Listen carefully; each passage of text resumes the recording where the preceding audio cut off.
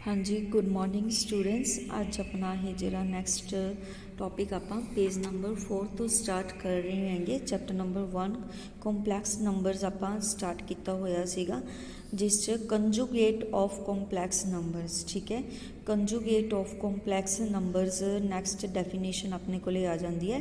Complex number जिमें कि मैं तुहानूं दस्सिया सीगा Z is equal to A plus iota B होंदा है।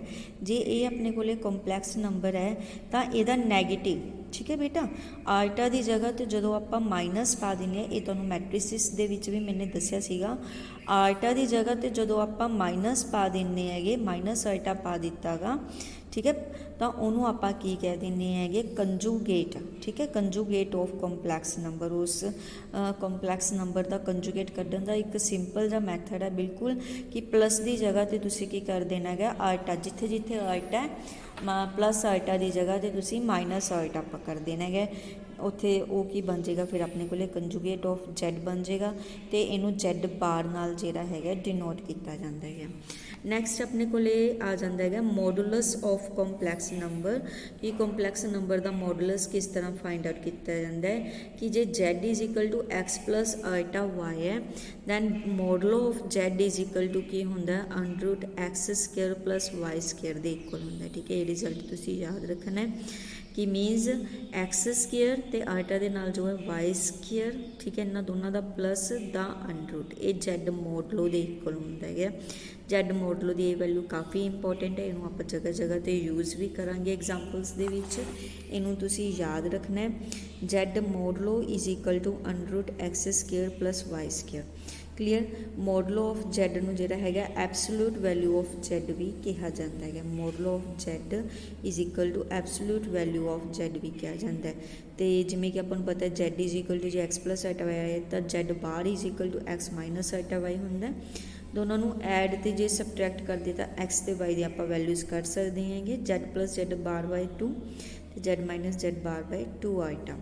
क्लीयर, तो दोनों की जी मल्टीप्लिकेशन है Z इंटू कंपलैक्स नंबर तो वो कंजुगेट की मल्टीप्लिकेशन कि इक्वल होंगी है X square plus Y square के इक्वल होंगी है। देखो इन्होंने जो मल्टीप्लाई करांगे तो अपने को की बन जाएगा X square plus Y square बन जाएगा। इनू आप मल्टीप्लाई करके देख सकते हैं कि एक्स नूं तुसीं पहलां इहदे नाल मल्टीप्लाई करो, फिर आल्टा वाई नूं मल्टीप्लाई करो। कल तुहानूं मल्टीप्लाई करना सिखाया सीगा, विच इज़ नॉन नैगेटिव, क्योंकि ये हमेशा पॉजिटिव होएगा ना स्केयर्स दे विच values, that is always non negative. Clear, तो मीनस की हो गया हुण, क्योंकि X square plus Y square का अंडर रूट कि इक्वल है Z मॉडलो के इक्वल है, तो मीनस की हो गया Z इंटू Z बार की वैल्यू कि होगी Z मॉडलो स्केयर के इक्वल होगी, क्योंकि जे अंडर रूट इधर आ जाएगा तो स्केयर बन जाएगा ना, तो X square plus Y square की वैल्यू Z मॉडलो स्केयर के इक्वल आ जाएगी। क्लीयर, आ वाला रिजल्ट तुसीं याद रखना है एक। उस तो बाद नैक्सट अपने को आर्टिकल आ जाता है कि जे Z मॉडलो इक्वल टू 0 है तो Z भी इक्वल टू 0 होंदा है। Proof that Z modulus equal to 0 if and only if Z equal to 0। ये Z इक्वल टू 0 है तो Z मॉडलो भी इक्वल टू 0 होएगा। क्लीयर, तो आप फर्स्ट पार्ट लेके चलते हैं कि Z modulus is equal to 0। ठीक है, तो हम क्योंकि कंपलैक्स नंबरस की गल हो रही है तो Z is equal to A plus iota B हो गया, तो Z मॉडलो की वैल्यू कि इक्वल होगी, उपर आप लिखी सी under root A square plus B square के इक्वल। अज्यूम कर लिया कि Z मॉडलो इक्वल टू 0 है तो आप शो करा Z इक्वल टू 0, तो Z मॉडलो की वैल्यू आह पुट कर दी under root A square plus B square equal to 0, under root खत्म हो जाएगा A square plus B square equal to 0। जो दो टर्म्स के स्केयर का सम 0 होंगे तो कलियां कलियां की हो जाए 0 के इक्वल हो जाए, means A equal to 0 B equal to 0। जो A भी इक्वल टू 0 है B भी इक्वल टू 0 है, ये वैल्यू पुट की A की वैल्यू 0 B की वैल्यू 0, तो Z भी अपने को की आ गया 0 आ गया। क्लीयर, जे Z मॉडलो 0 है तो Z भी अपने को 0 आ जाएगा। नैक्सट अपने को है सैकेंड पार्ट कि जी Z 0 है तो Z मॉडलो भी 0 होएगा।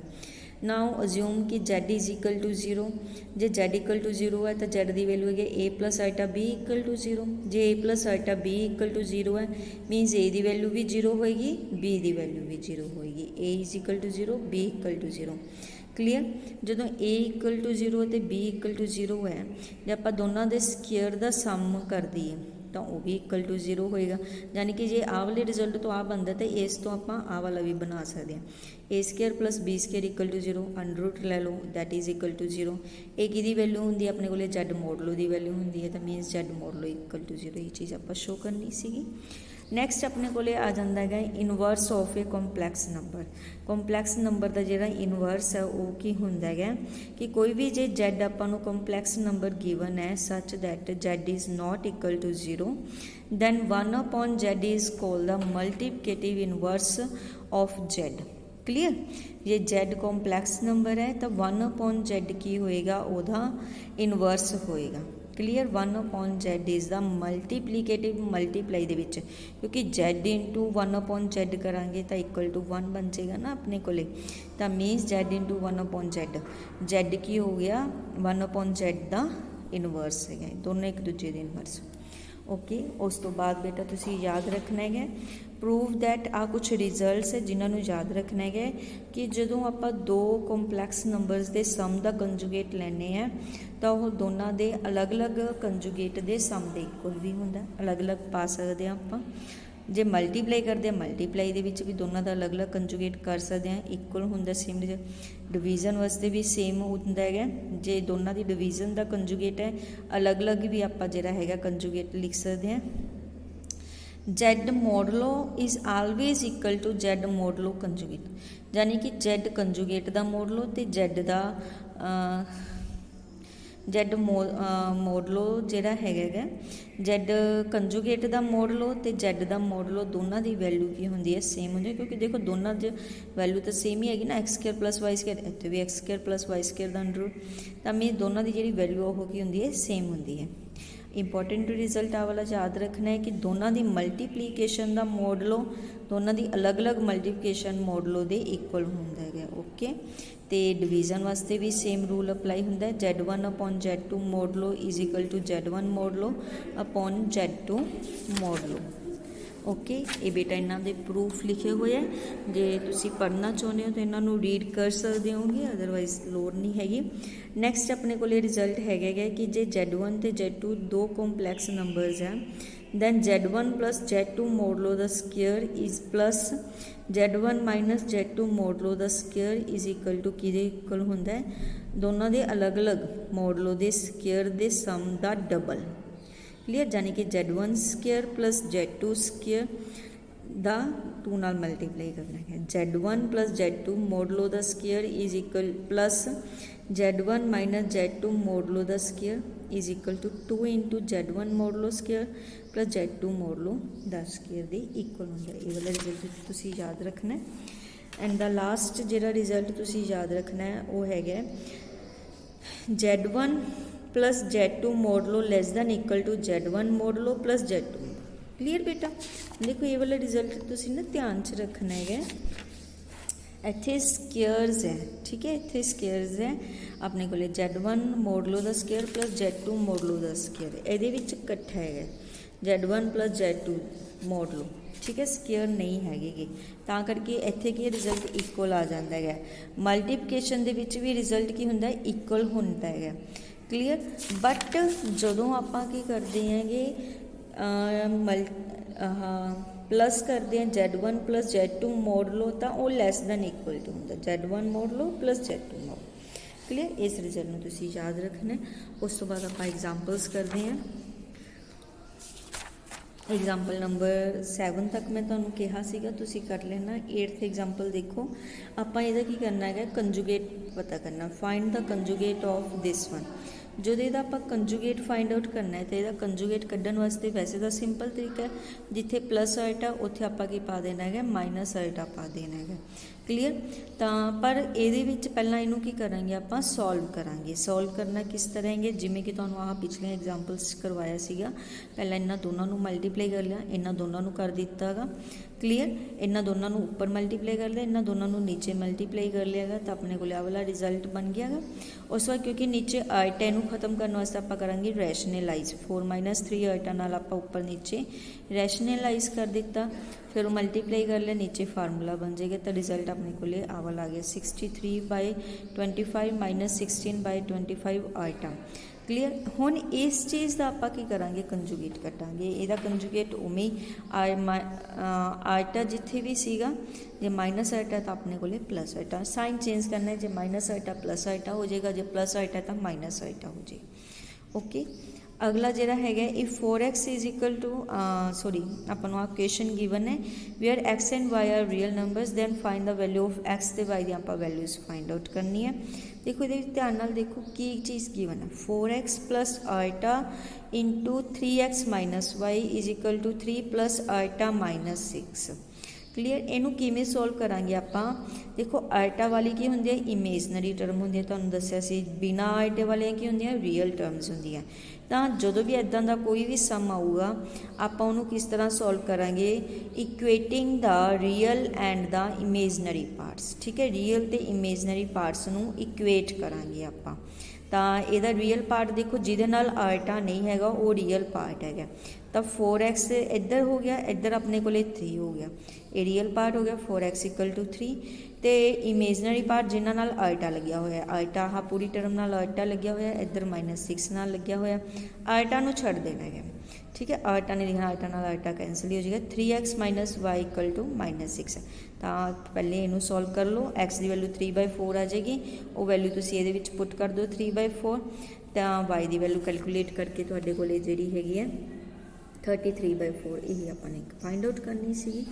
क्लीयर। इस तरीके नाल आपां कर सकते हैं। जिवें कि इहदे विच Z1 ते Z2 आपां नूं गिवन, आपां ने आ वैल्यू फाइंड आउट करनी है। इनू आपां किस तरह करांगे, Z1 ते Z2 दे जो वैल्यूज़ गिवन है वो इहदे विच पुट कर दो, 2 minus iota 1 plus iota 2 minus, फिर इनू कैलकुलेट कर लो, 2 + 1 + 1 4 हो गया, प्लस आइटा नाल माइनस आइटा कैंसल, माइनस दे प्लस आइटा कैंसल हो जाएगा, 2 - 1 1 हो जाएगा, 1 माइनस आइटा। क्लीयर। क्योंकि देखो इन्होंने आपां नूं मोडलो फाइंड आउट करन नूं किहा है। ठीक है ना, मोडलो फाइंड आउट करना है तो ऊपर मोडलो अलग हो जाएगा, नीचे मोडलो अलग हो जाएगा। ऊपर तो 4 मोडलो की वैल्यू 4 ही आ जाएगी, नीचे जिहड़ा अपने कोले मोडलो है 1 माइनस आइटा का मोडलो, ये की हो गया एक तरह का, तुहानूं मैं हुणे दस्सिया सीगा Z मोडलो हो गया। Z मोडलो मीनस √a² + b²। ठीक है, √a² + b² मीनस 1 का स्केयर, आइटा का जो भी कोफिशिएंट है वह स्केयर का सम का √। ठीक है, यानी कि √2 आ गया। तो इनू आप सॉल्व किया 4/√2।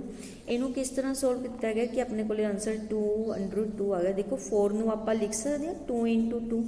क्लीयर। 4 नूं आप लिखा 2 × 2, उस तो बाद 2 नूं आप लिख सकते हैं √2 × √2, क्योंकि √2 नूं √2 नाल मल्टीप्लाई करांगे तो वापस 2 बन जाए। नीचे अपने को √2 है, √2 नाल √2 कैंसल, रिमेनिंग रह गया 2 √2, अपने को आंसर आ जाएगा। ओके, इस तरह आप इनू सॉल्व कर सकते हैं।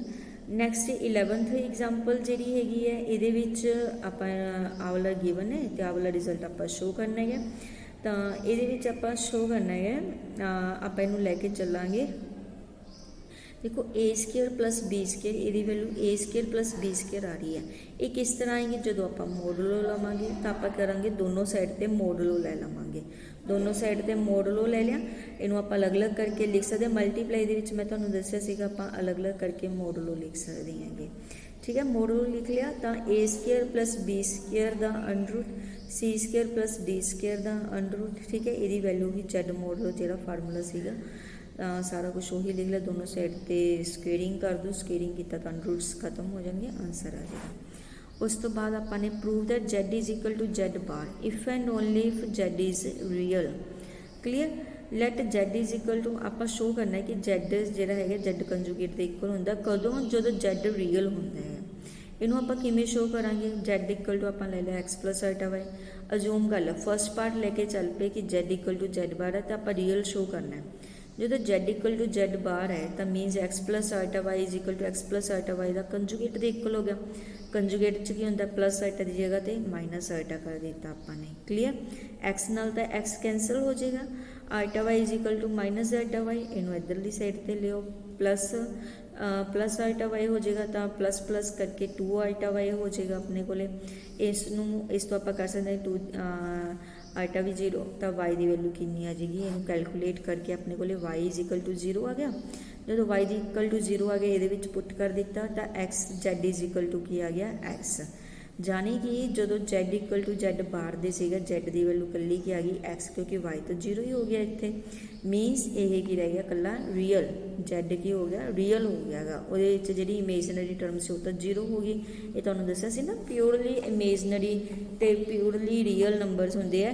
जे अपने कोले क्वेश्चन दे विच X नहीं हैगा तो वो प्योरली इमेजनरी नंबर बन जाता है, जो आइटा वाली टर्म नहीं हैगी तो वो प्योरली रियल नंबर बन जाता है।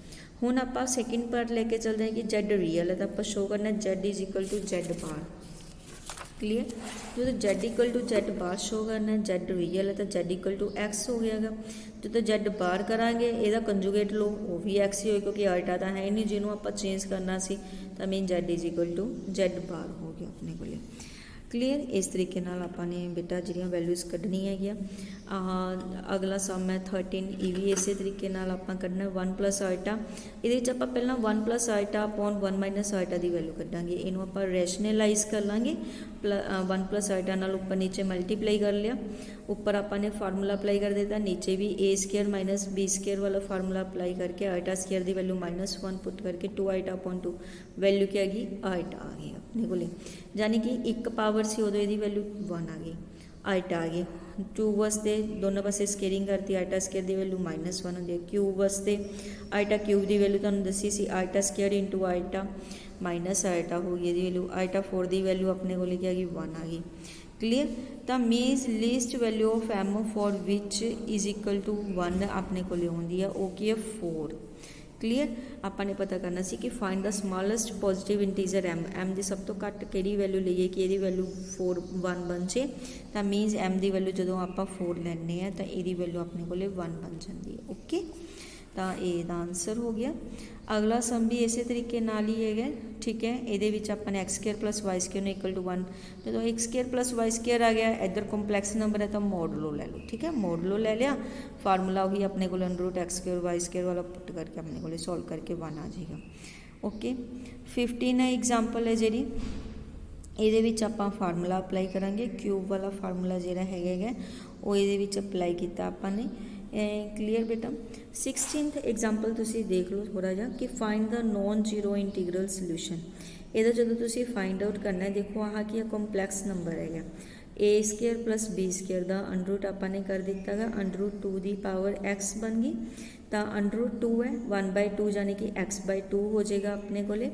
तो ये आप करेंगे हुण जिहड़ा आ 2 की पावर x/2 है इनू वटे च ले जाओ, वटे च ले जाएंगे 2 की पावर x/2, तो इधर की रह जाएगा 1, तो मैंने 1 इधर लिख लिया। तो जरा वटे च x/2 सीगा उपर जाके ये पावर की हो जाएगी -x माइनस x/2। इहदा एलसीएम लैके सॉल्व करोगे 2x माइनस x/2, 2 की power x/2 is equal to 1 बन गया। क्लीयर, हुण अपन पता है 1 इज इक्वल टू की होंगे 2 की पावर 0, जो आप 2 की पावर 0 करो इसकी वैल्यू 1 होंगी है। हुण बेस सेम है तो पावर्स भी इक्वल हो जाएंगे, x/2 इक्वल टू 0, तो x की वैल्यू अपने को लेके आ जाएगी 0 आ जाएगी। क्लीयर, 17th एग्जाम्पल बेटा तुम अपने आप करियो, तो समझ आ जाएगी, जे ना समझ आई तो पूछ लियो। 18th एग्जाम्पल से सारिया एग्जाम्पल उदों बाद सेम है। स्क्वेयर रूट आपने फाइंड आउट करना है, जो भी तुम स्क्वेयर रूट फाइंड आउट करना है तो किस तरह करना है, अंडर रूट लेना है, क्योंकि स्क्वेयर रूट करना है ना, इनू अंडर रूट लैके इनू सपोज कर लो कि ये x प्लस आइटा वाई के इक्वल है, तो दोनों साइड पर स्केयरिंग कर दो। स्केयरिंग का फार्मूला बेटा आपको आउंदा ही है A square plus B square plus 2 A B formula जो होंगे अपने को, ठीक है। ए प्लस बी दे होल स्केयर का फार्मूला आपने अप्लाई कर दिता गा। आइटा स्केयर की वैल्यू -1 पुट कर दी, x square minus Y square. उस तो बाद रियल तो इमेजनरी पार्ट्स को इक्वल कर लेना, X square minus Y square equal to 15, तो 2xy इज इक्वल टू 8 के इक्वल आ गया। ओके, तो ये हम आप एक्स तो वाई दी जोड़ियाँ है फाइंड करांगे, आप वैल्यूज़ जोड़ियाँ है वो किस तरह फाइंड आउट करांगे, x square plus Y square का स्केयर, इनू आप आह लिख सकते हैं, ठीक है। ये फार्मूला बेटा तुम याद कर लियो, x square plus Y square का square is equal to x square minus Y square का square plus 4x square Y square के इक्वल होंगे, एक फार्मूला ही है, इनू तुम याद कर लेना। यूज़ करांगे x square minus Y square की वैल्यू पुट करती, 2xy की जी वैल्यू है वह पुट कर दी 8। क्लीयर ਉਹਦਾ ਸਕੇਅਰ दोनों वैल्यूज़ पुट करते 289 ਇਹਦੀ वैल्यू आ गई अपने को x square plus Y square दी हुण ये भी पता आ वाली पता इन्होंने दोनों इक्वेशनस नूं सॉल्व कर लो ऐड किया गा वाई स्केयर कैंसल हो जाएगा एक्स की वैल्यू अपने को प्लस माइनस 4 आ गई ये वैल्यू ये पुट कर दो तो वाई की वैल्यू कैलकुलेट करके तुहाडे कोले प्लस माइनस 1 आ जाएगी तो ये दोनों वैल्यूज़ जिहड़ियां हैगियां तुसीं इहदे विच पुट कर दो एक्स ते वाई दियां पुट किया तो 4 प्लस आल्टा जी हैगी ये वैल्यू है जी इस तरह जो है तुम वैल्यूज़ कढ़नी है सारे स्केयर रूट फाइंड आउट करने हैं जो कोई डाउट हो तो बेटा तुम पूछ लेना फस्ट ये एक्सरसाइज थोड़ी इस दे नाल कंप्लीट हो जाती है उन्होंने सॉल्व करके जरूर देखना है सारे एग्जाम्पल्स भी तुम कापी ते सॉल्व करके जरूर देखो थैंक यू।